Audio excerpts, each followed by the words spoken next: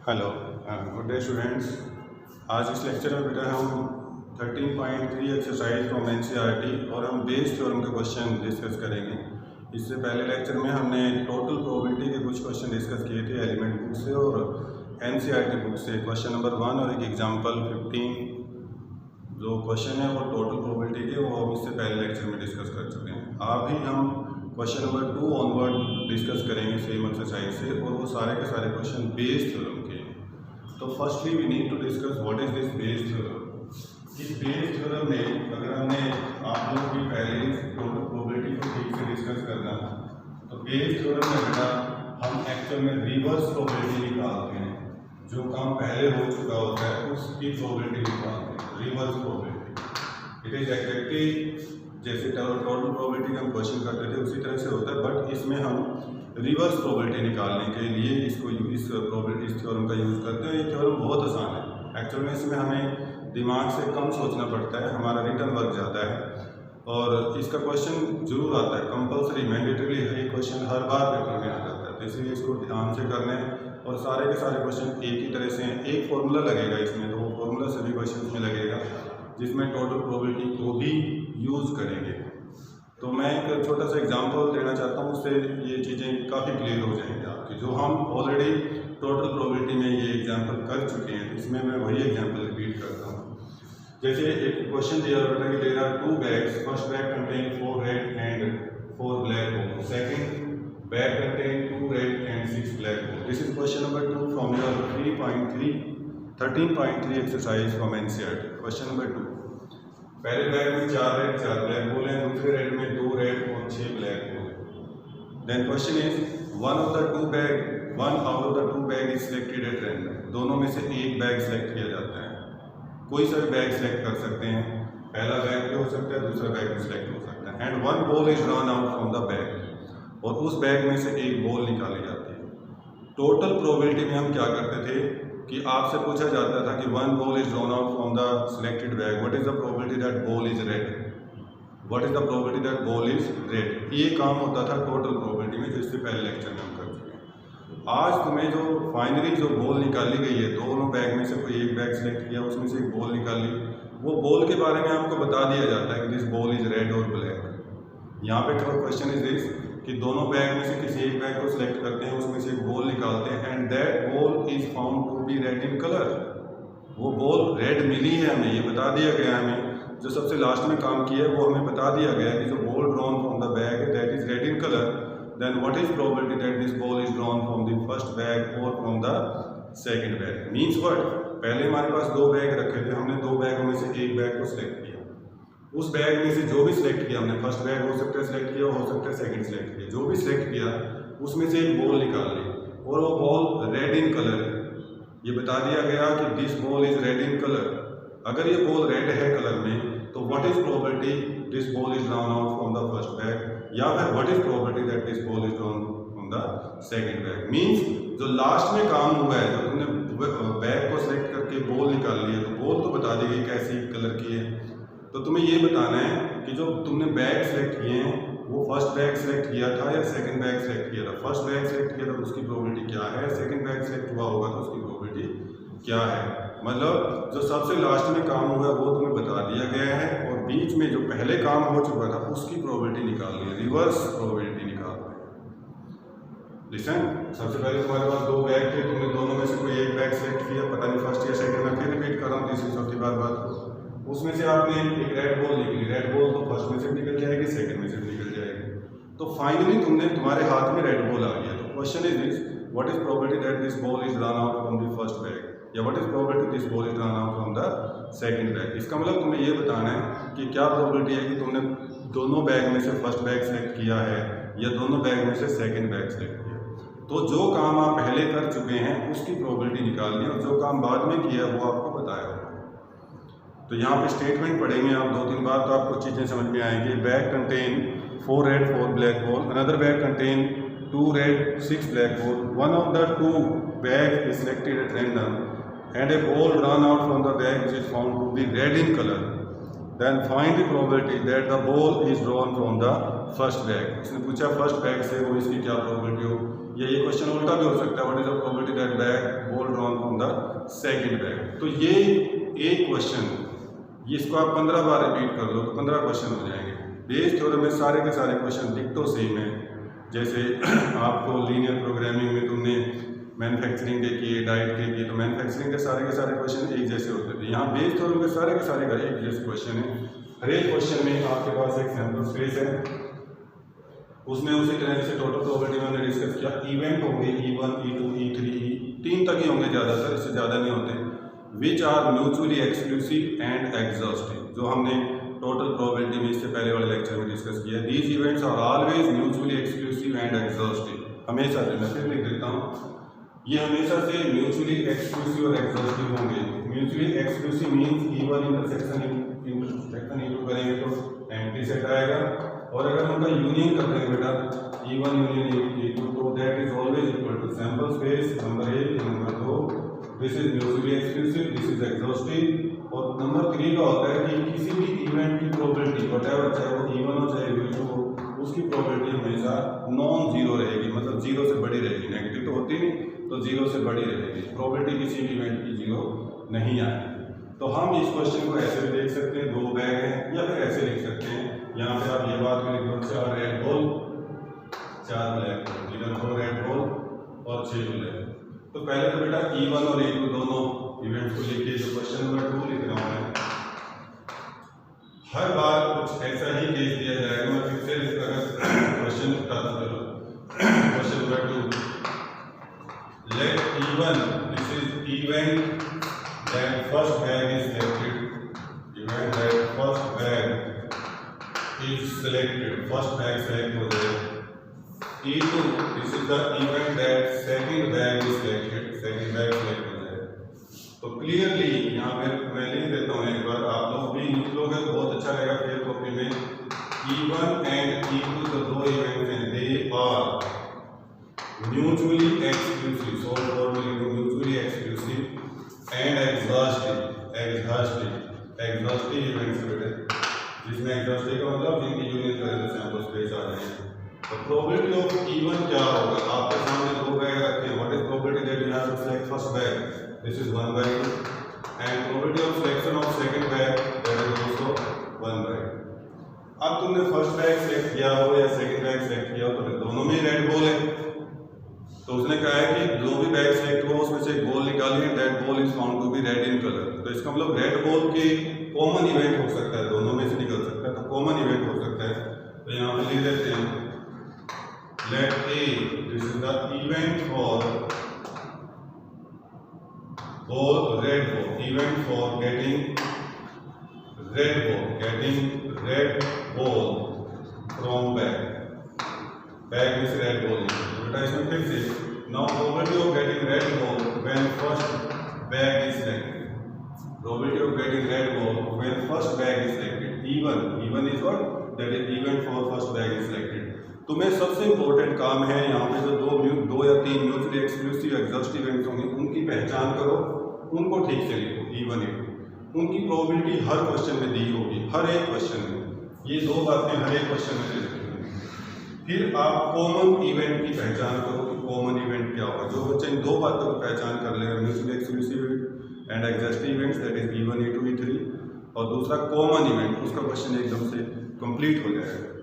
तो common event यहाँ पे ए है, तो what is probability of A event की E1? इसका मतलब है what is probability of getting red ball, क्योंकि ए का मतलब है red ball, when first bag is selected. तो सोच के देखिए, अगर तुमने फर्स्ट बैग सेलेक्ट किया तो उसमें से रेड बॉल निकलने की प्रोबेबिलिटी क्या? आप इसके रट्टे नहीं मार सकते, इसको पिक्चराइजेशन फॉर्म में कर दोगे तो कभी नहीं भूलोगे ना, गलती होगी। तो बेटा फर्स्ट बैग सेलेक्ट किया है E1 का, then what is probability of getting red ball? तो इसमें रेड 4 है, टोटल बॉल आउट है, तो this is 4/8। And what is probability of getting red ball when second bag is selected? अगर second bag select हुआ हो तो what is probability of getting red ball? तो रेड बॉल 2 है, और डिवाइड बाय 8, तो 2/8 हो जाएगा। इनको कैंसिल करना है कर लो, नहीं तो कैंसिल नहीं करोगे, जैसे 2/8 है, 1/4 मत तो वैसे रहने दो, इसको भी ऐसे रहने दो, ज़्यादा बेटर हो जाएगा।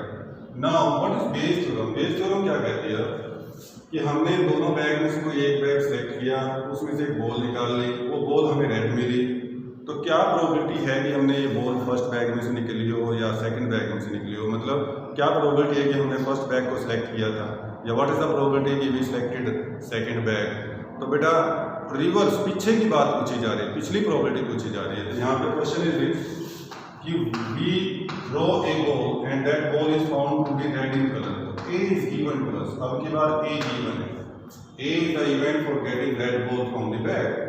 तो इसका मतलब जो बैग से बॉल निकली है that is red in colour, ये हमें गिवन है। अब की बार टोटल प्रोबेबिलिटी में तो ए की प्रोबेबिलिटी हम निकालते थे, यहाँ पे ए ऑलरेडी गिवन है, इवेंट ए गिवन है कि red ball occurred from the bag. Now question is what is probability that this is occurred from the first bag. तो इसका मतलब E1 निकालना। तो this point is very very important. What is probability that first bag is selected when red ball drawn from the bag. अगर bag से red ball draw करी गई है तो क्या प्रोबेबिलिटी है कि तुमने फर्स्ट बैग को सिलेक्ट किया, E1। और अगर कहता है कि what is probability second bag is selected when red ball is occurred, तो when red ball is occurred what is probability second bag is selected, तो E1 की बजाय E2 आ जाता है। और बेटा ये जो हमारी प्रोबेबिलिटी है इसके लिए हर बार एक फॉर्मूला है, हर एक क्वेश्चन में यही लगाएंगे आप, जिसका डिनोमिनेटर जो तुमने टोटल प्रोबेबिलिटी की है वही जो टोटल प्रोबेबिलिटी का रिजल्ट था वो कंप्लीट इसका डिनोमिनेटर होगा। वो क्या था, probability of E1 into probability of E1 plus probability of E2 into probability of AE। ये इसका कंप्लीट रिजल्ट है, ये इसका कंप्लीट रिजल्ट है। जो टोटल प्रोबेबिलिटी है उसका डिनोमिनेटर हमेशा यही आएगा। तो बेस थ्योरम की जो डिनोमिनेटर आएगा वो टोटल प्रोबेबिलिटी में आएगा। और न्यूमरेटर में आपसे पूछा गया what is probability of E1, तो यहाँ पर लीजिए probability of E1 probability of getting first bag into reverse कर दो इसको probability of AE, that's all. अगर यहाँ E2 होता तो यहाँ probability of E2 into probability of A when E2 occur। अगर यहाँ E3 होता तो probability of E3 into probability of A when E3 occur, that's all. बस इतना ही, और कहीं पे कोई फर्क नहीं पड़ता। मान लो इसी क्वेश्चन में मैं दूसरा पार्ट भी बना लूँ, ये तो पूछा कि फर्स्ट बैग सिलेक्टेड होना, पूछ लूँ what is probability of getting second bag में रेड बॉल अकर्ड। अगर E1 की बजाय सेकंड बैग की बात होती E2 होता तो जहाँ न्यूमरेटर है वहाँ पे E1 की बजाय E2 आ जाएगा, denominator will remain same, denominator same रहेगा। तो this is probability of E1 into probability of AE1 plus probability of E2 into probability of AE2, और ऊपर आ जाता है बेटा E2 की बार आ जाएगा probability of E2 into probability of AE2। ये किसकी हो जाएगी, what is probability that second bag was selected, या what is probability that ball drawn from the second bag. ये है probability from the probability of getting ball from the first bag. तो अब बस दैट्स ऑल। ये formula आपको हर बार याद रखना, और ये फॉर्मूला इसी रिजल्ट से याद हो जाएगा। E1 व्हेन A given, तो डिनोमिनेटर तो याद रखिए E1 से शुरू होगा E2, क्योंकि यहाँ पर दो ही इवेंट थे, अगर 3 होता तो प्लस करके तीसरा इवेंट आ जाता, चौथा आ जाता। और न्यूमरेटर में यहाँ पर E1 पूछा तो ऊपर probability of E1 into probability of A when E1 given, E2 है तो probability of E2 into probability of A when E2 is given, like this. अब बेटा ये चारों ये जो वैल्यूज हैं ये आपके इन दोनों बॉक्सों में पहले से आए हुए हैं। हर क्वेश्चन में ये दो बॉक्स दे रखे होंगे जिनमें E1 E2 की प्रोबेबिलिटी आपको दी होगी, और AE1 AE2 AE3 AE4 जितने भी होंगे उन सब की प्रोबेबिलिटी आपको दी हुई होगी। तो जस्ट पुट द वैल्यू, इसके बाद आपका क्वेश्चन ही खत्म हो जाता है। जैसे E1 this is 1/2, AE1 this is 4/8, फिर नीचे बेटे 1/2 इंटू 4/8 प्लस E2 की प्रोबेबिलिटी फिर से 1/2 इंटू AE2 दिस इज 2/8। तो इसमें बेटर रहता आप कैंसिल ना करें, क्योंकि ऊपर भी देखो एलसीएम 16 आ रहा है, सॉरी 16 और 4/16, और नीचे भी एलसीएम 16 आ जाता है, उससे तुम्हें सोल्व करने में आसानी हो जाएगी। अब ये 4 + 2, तो देखो बेटा 16 से 16 कैंसिल हुआ, तो दिस इज 4/6, तो आंसर तुम्हारा 2/3, 2 बटा 3 2/3। बिल्कुल ऐसे ही आप इस क्वेश्चन को कर सकते हैं। इसमें बस E1 की बजाय E2 आ जाएगा, nothing else. Bayes theorem is the simplest form, एक ऐसा सिंपलेस्ट क्वेश्चन है जिसमें से क्वेश्चन भी जरूर आता है और काम सबसे कम करना होता है। आपको हर एक क्वेश्चन में इस तरह का एक बॉक्स बना लेना, उसमें इवेंट को डिसाइड कर लो, E1 E2 E3 क्या है, और फिर कॉमन इवेंट को डिसाइड करें। कॉमन इवेंट हर बार दे रखा होगा, और E1 E2 E3 में से किसी एक की प्रोबेबिलिटी तुमसे पूछी होगी, E1 की पूछी होगी या E2 की पूछी होगी या E3 की पूछी होगी। हमने यही करना है सारे के सारे क्वेश्चन में, किसी भी क्वेश्चन में कोई डिफरेंस नहीं है। You can go from question number 2 to question number 12। इसके जितने भी क्वेश्चन है, क्वेश्चन नंबर 1 तो 13.3 का टोटल प्रोबेबिलिटी का था, बाकी भी सारे क्वेश्चन बेस्ड थ्योरम के हैं। आप चाहें तो कुछ और क्वेश्चन करते हैं इसके देखिए, लेकिन सब में बेस्ड थ्योरम यही लगेगी। आप लोग बड़े आराम से कर सकते हो। स्टेटमेंट को पढ़ो। चलो नेक्स्ट क्वेश्चन ही लेते हैं, उसकी स्टेटमेंट ठीक से पढ़ते हैं। नेक्स्ट क्वेश्चन बेटे, third question, of the students of in a college it is known that 60% reside in hostel, 40% are day scholars. देखो, एक स्कूल में कुछ बच्चे पढ़ रहे हैं तो उसमें से 60% बच्चे हॉस्टल में रहते हैं, बाकी के बच्चे 40% वो डे स्कॉलर हैं, वो घर से आते हैं। नो मतलब day scholar not residing. Previous year results report that 30% of all students who reside in hostel attain grade A grade and 20% of day scholar attain A grade. यानी कि A ग्रेड कॉमन इवेंट हो सकता है, वो दोनों तरह के student grade A attain कर लेते हैं, चाहे वो डे स्कॉलर हो चाहे वो हॉस्टलर हो। इट मीन्स जो ग्रेड A लेने वाले स्टूडेंट है that may be common event. पहले स्टेटमेंट को एक बार पूरा पढ़ो। At the end of the year one student is chosen at random from the college. एक स्टूडेंट को पूरे कॉलेज में से सिलेक्ट किया गया, हमें नहीं पता वो डे स्कॉलर है या हॉस्टल है, हमें नहीं पता। एक स्टूडेंट हमने पकड़ लिया ऐसे रास्ते में जाता हुआ और उससे पूछा कि उसका ग्रेड क्या है, and he has an A grade, और उसके पास ग्रेड A की लिखा हुआ, he is getting grade A। हमें ये नहीं पता कि ये हॉस्टलर है या ये डे स्कॉलर है, लेकिन उसको जब हमने पूछा कि आपके पास ग्रेड A है तो वो कहता है यस मेरे पास ग्रेड A है। तो now question is grade A है उस बच्चे के पास, तो what is probability that he is a day scholar, या फिर what is probability that he is a hosteller. तो यहाँ पे बेटे अगर हम पूरा सैंपल स्पेस ऐसे बना लें, this contain all students of this school, और इसमें तुम्हारे पास दो इवेंट आ गए E1 and E2। E1 is event for the hostellers, और हॉस्टलर्स तुम्हारे पास 60% है और डे स्कॉलर तुम्हारे पास 40% है।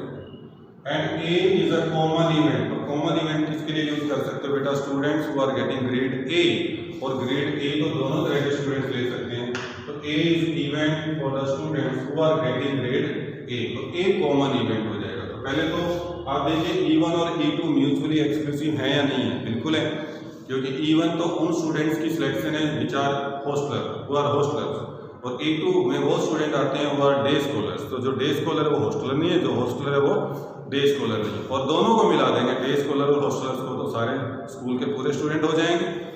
तो ये these two E1 and E2 are mutually exclusive and exhaustive event. तो पहले तो हम काम इंपॉर्टेंट यही है कि इनकी पहचान ठीक से करें।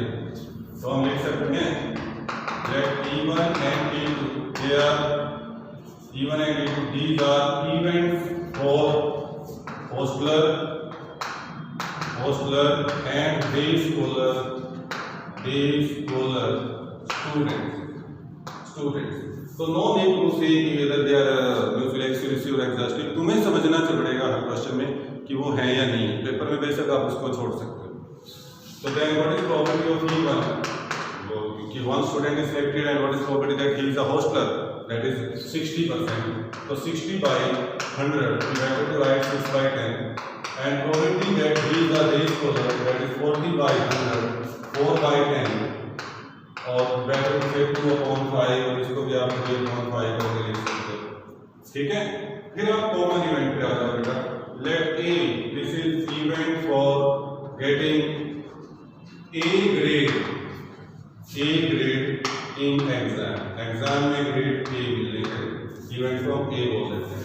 तो what is probability of getting A grade when student is hosteller? तो ये क्वेश्चन हर बार दे रखे होंगे तुम्हें। देखो क्या कहता है, इसे दिया हुआ previous year result report that 30% of all students who reside in hostel attain grade A। जो हॉस्टल में रहते हैं बच्चे यानी कि E1 है, उनमें से 30% का ग्रेड A आ रहा है। तो what is probability that student attain grade A when he is a hosteller? तो this is 30%, means 30 by 100, better to say 3 by 10। And then what is probability that student attain grade A when he is a day scholar? उसका भी देखो day scholar की क्या chances है, दिया होगा ये भी। And 20% of the day scholar attain grade, वहाँ पे 20% है। ये जितनी चीजें आप यहाँ डायग्राम में मेंशन कर दोगे आपकी अंडरस्टैंडिंग उतनी अच्छी हो जाएगी। 20%, that is 20 by 100, 20 by 100, this is 2 by 10. Then question is, आप देखो जरा उसने क्या पूछा है क्वेश्चन, तो आपको भी समझ में आ जाएगा, कॉमन सेंस है टोटली, कि one student is selected from the school, not from hostel, not from day scholar, from the school. School में कोई भी बच्चा है, वो डे स्कॉलर भी है, वो हॉस्टलर भी है, तो एक स्टूडेंट को सिलेक्ट किया जिसे मैं नहीं जानता कि वो हॉस्टलर है या डे स्कॉलर है, और उस स्टूडेंट से पूछा कि do you get grade A, तो ही सेड यस। मतलब जो सिलेक्टेड स्टूडेंट है he is attaining grade A, उसके पास ग्रेड ए है। Now what is probability that he is a hosteller? अगर हॉस्टलर पूछा है तो E1 की निकालनी है, और अगर डे स्कॉलर पूछा है तो E2 की निकालनी है। उसने पूछा है what is the probability that student is a hosteller, तो हॉस्टलर का मतलब बेटा E1, क्योंकि E1 is event for hosteller. और अगर वो कहता है what is probability that student is a day scholar, तो फिर हम E2 की निकालते हैं। और जब आप ये लिखते हो, इसी से हमारा रिजल्ट, हमारा जो फॉर्मूला उसी से सेट हो जाएगा। नीचे मैंने बताया टोटल प्रोबेबिलिटी ऐसे ही, E1 into probability of A E2 plus E2 into probability of A E2, और न्यूमरेटर में बेटा क्या आना है, जो हमारा बस E1 है तो E1 वाला है, probability of E1 into probability of A E2, और अगर यहाँ E2 वाला होता तो फिर E2 का। तो ये वैल्यूज जो रखी हुई है पुट कर दो एंड यू गेट कर आंसर, मेरी जरूरत भी नहीं है। तो E1 this is 3 by 5, A E1 this is 3 by 10, फिर यहाँ E1 again 3 by 5 into 3 by 10 plus E2 this is 2 by 5 into A E2 this is 2 by 10। ये जो डिनोमिनेटर है अगर एक जैसे हो तो ज़्यादा बेटर रह जाता, नहीं तो एलसीएम लेने में टाइम वेस्ट होता है। यहाँ जैसे 9/50 आ रहा है बेटा, तो नीचे भी एलसीएम 50 आएगा, देखोगे आप ध्यान से, और ऊपर 9 प्लस 4, तो 50 से 50 कैंसिल एंड आंसर बिकम 9/30। अगर मान लो आप यहाँ कैंसिल कर देते हो, 2/10 को 1/5 लिख देते, तो 1/5 ये 25 होता है, ये 50 होता है, फिर मुझे एलसीएम लेना पड़ता दोबारा। तो आप ऐसे कर सकते हैं, अदरवाइज किसी तरह भी कर लो, बस दिस इज योर आंसर। इस तरह से क्वेश्चन में ज़्यादा से ज़्यादा क्या होगा कि 3 इवेंट आ जाएंगे, E1 E2 E3, या 1-2 क्वेश्चन ऐसा भी है जिसमें 4 भी आते हैं, लेकिन सब एक जैसे क्वेश्चन है, इनमें किसी में भी कुछ अलग से नहीं करना। चलिए नेक्स्ट क्वेश्चन एक और करते हैं। नेक्स्ट क्वेश्चन है बच्चे E1 E2 ये हो गया। अब चलो नेक्स्ट क्वेश्चन ही करते हैं।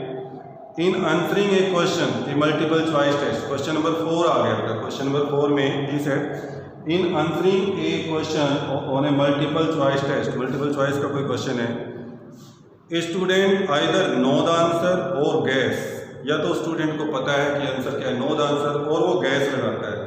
Late 3/, be the probability that he know the answer and 1/4 that he guess the answer. तो आपके पास कुछ ऐसे है बच्चे, आपके पास एक मल्टीपल चॉइस क्वेश्चन आया, तो मल्टीपल चॉइस क्वेश्चन को पढ़ के तुम्हारे पास सिर्फ 2 ऑप्शन आते हैं। E1 कि आप यू नो द आंसर, कि उस क्वेश्चन का आंसर क्या है तुम जानते हो।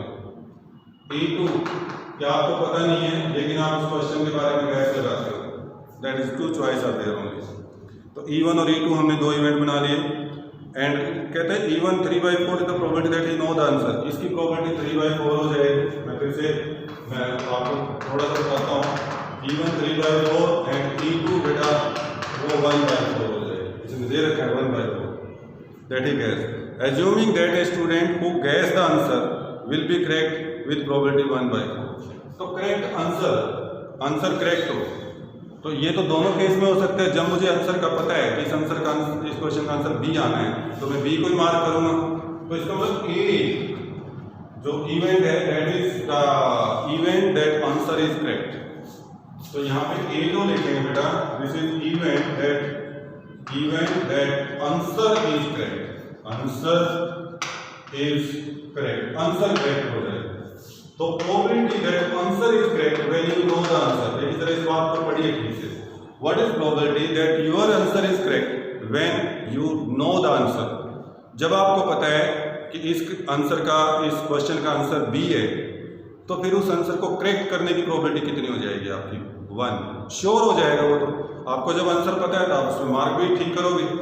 तो what is probability that your answer is correct when you know the answer, जब आप आंसर को जानते हैं बेटा तो वो 1 हो जाएगा। वो इस क्वेश्चन में लिखी नहीं उस बात की प्रोबेबिलिटी, वो तुम्हें अपने कॉमन सेंस से ढूंढनी है। जब आपको पता है कि एक पर्टिकुलर क्वेश्चन है और उसका आंसर बी आ रहा है तो आप बी पे मार्क करेंगे। जब आपको क्वेश्चन के आंसर पता है तो आपका आंसर भी ठीक होगा, आप मार्क भी ठीक करेंगे। तो आंसर पे करेक्ट होने के चांस 1 हो जाएंगे when you know the answer. And secondly when you gas the answer, जब आप गैस करते हो कि इसका आंसर बी भी हो सकता है सी हो सकता है, तो बी के चांस ज्यादा लग रहे हैं मुझे, तो आप उसको गैस करके बी मार्क कर देते हो, तो हो सकता है बी करेक्ट हो, ये भी हो सकता है बी करेक्ट ना हो, तो वहां पे करेक्ट आंसर होने के चांस थोड़े कम हो जाते हैं। तो वो उसने दिया है, क्या लिखता है, assuming that student who gas the answer will be correct with probability 1/4। तो जब कोई स्टूडेंट गैस करता है तो उसका करेक्ट होने के chance 1/4। When a student guess the answer, then probability that his answer is correct is 1/4। ये सारा आ गया। अब क्या क्वेश्चन पूछा है उसने, What is the probability that a student know the answer? What is the probability that a student know the answer given that he answered it correctly? एक student ने आंसर तो करेक्ट दे दिया हो तो what is the probability that he new the answer, वो जानता हो कि आंसर क्या है। इसका मतलब किससे निकालें, E1। या ये भी पूछ सकता हूँ टेस्ट में, मैं टेस्ट में ऐसा डाल दूँ what is the probability that he guess the answer. अगर गैस पूछा होता उसने तो यहाँ पे E2 आ जाता, और फॉर्मूला बनाएंगे, फॉर्मूले में कोई प्रॉब्लम नहीं आएगी। एक 3 सेट वाला क्वेश्चन देख लेते हैं, और इस 3 टेस्ट में कई क्वेश्चन इसमें बहुत अच्छे हैं, कई सारे क्वेश्चन तो बड़े अच्छे आते हैं इसमें। जैसे क्वेश्चन नंबर 11 मेरा फेवरेट क्वेश्चन है, बहुत अच्छा क्वेश्चन है, ये मैं वो बताना चाहूँगा। फिर इसमें से एक क्वेश्चन और है, लेबोरेटरी वाला क्वेश्चन है, और एक एग्जाम्पल है, उसमें लैब में कोई टेस्ट करते हैं तो उसके ऊपर क्वेश्चन है, बहुत अच्छे क्वेश्चन है, वो दोनों तीनों क्वेश्चन आप जरूर करिए। 11th क्वेश्चन सुनिए बेटा, a manufacturer has 3 machine operators ABC। जैसे आपकी कोई मैन्युफैक्चरिंग कंपनी है तो आप उस मैन्युफैक्चरिंग कंपनी में कुछ मैन्युफैक्चर करते हो, तो आपके पास 3 मैन्युफैक्चरिंग ऑपरेटर मशीन हैं। एक मशीन ए है, एक मशीन बी है, एक मशीन सी है, ए मशीन, बी मशीन और सी मशीन। जो आपकी टोटल प्रोडक्शन है वो तीनों मशीनों से ही होती है, पूरा दिन चलती रहती है तीनों मशीनें। अगर मान लो सपोज करो पूरा दिन में 100 आइटम बने हैं तो 100 आइटम इन तीनों मशीनों ने ही बनाए हैं। हो सकता है पहली मशीन ने 20 बनाए, दूसरी मशीन ने 50 बनाए हों, तो 20 और 50 70, तो तीसरी मशीन ने 30 बनाए होंगे। ऐसे तीनों की प्रोडक्शन है टोटल। तो जो भी आइटम बना है that is manufactured by either machine A और मशीन बी और मशीन सी। और जो मशीन ए ने आइटम बनाया वो बी ने नहीं बनाया होगा, सी ने नहीं बनाया होगा, जो बी ने बनाया हो ए और सी ने नहीं बनाया होगा। तो इसलिए ए बी सी के जो आइटम्स है manufactured by machine A B C, उनको इवेंट E1 E2 और E3 में रख लेंगे। तो क्वेश्चन देखिए बढ़ के क्या कहता है, the first operator A produces 1% defective item, where the other 2 operator B and C produces 5% and 7% defective item। मतलब डिफेक्टिव आइटम तीनों मशीन बनाती हैं, तीनों ऑपरेटर डिफेक्टिव आइटम बनाते हैं। तो डिफेक्टिव आइटम कॉमन हो सकता है, that will be done by all the 3 operators. Now question is A is on the job for 50% of the time, B is on the job 30%, C is on the job of 20%। तो A जो है वो 50% time job पे रहता है, B 30% time रहता है और C 20%, मतलब 20% काम C करता है, B 30% करता है और A 50% करता है। तो काम करने का मतलब उनकी प्रोडक्शन में भी पार्ट 50%, 30% और 20% हो जाएगा। और उनका जो प्रोडक्शन है बेटा उसमें डिफेक्टिव आइटम है, तो डिफेक्टिव आइटम के लिए फिर से कॉमन इवेंट का नाम क्या लिख रहे हैं ए। और ए ने जितनी प्रोडक्शन की है उसको इवेंट E1 में, बी ने जितनी की है उसको E2 में और सी ने जितनी की है उसको E3, ऐसे। तो देखिए आप यहाँ पे मैं ऐसे लिखूंगा इस क्वेश्चन को, this is question number 11। Let E1, E2 and E3 these are the events for items manufactured by operator A, B and C respectively। बिल्कुल आप समझा के लिखिए। तो therefore what is probability of E1? So that is 50%, 50 by 100, zeta better to write 5/10। probability of E2 that is 30 by 100, ये दे रखा होगा आपको हर बार, 3/10. Probability of E3, this is 20/100, तो this is 2/10. और एक कॉमन इवेंट दिया होगा जो तीनों के साथ पॉसिबल है, and that is for defective item. Defective item तो तीनों ही बना सकते हैं, तो इसलिए हम लिख सकते हैं यहाँ let A, this is event for defective item. Defective item तो तीनों ही बना सकते हैं. तो बेटे probability that item is defective when it is manufactured by first machine, ये आपको दिया होगा उसने. फर्स्ट मशीन ने कितना डिफेक्टिव बनाया, सेकंड ने कितना, थर्ड ने. ये मैं तीसरा चौथा क्वेश्चन कर रहा हूँ, तो ये दो बॉक्स हर बार दे देता हूँ, E1 E2 की प्रोबेबिलिटी, E3 की, और AE1 AE2 AE3 की प्रोबेबिलिटी. तो देखिए इसमें कुछ लिखा है स्टार्टिंग में, first operator A produces 1% defective, ये 1% डिफेक्टिव आइटम बनाता है, और जो B और C है बेटा वो 5 और 3% बना रहे हैं, 5 और 7%. ये 5% बना रहा है और ये 7%. बॉक्स में रख दो सारी बातें एकदम से. तो this is 1%, that means 1/100. Probability that item is defective when it is manufactured by second machine, so this is 5/100. Probability that item is defective when it is manufactured by third machine, so this is again 7/100, 7%. तो now what he is asking for, वो किसकी probability के लिए पूछ रहा है, जरा ध्यान करो.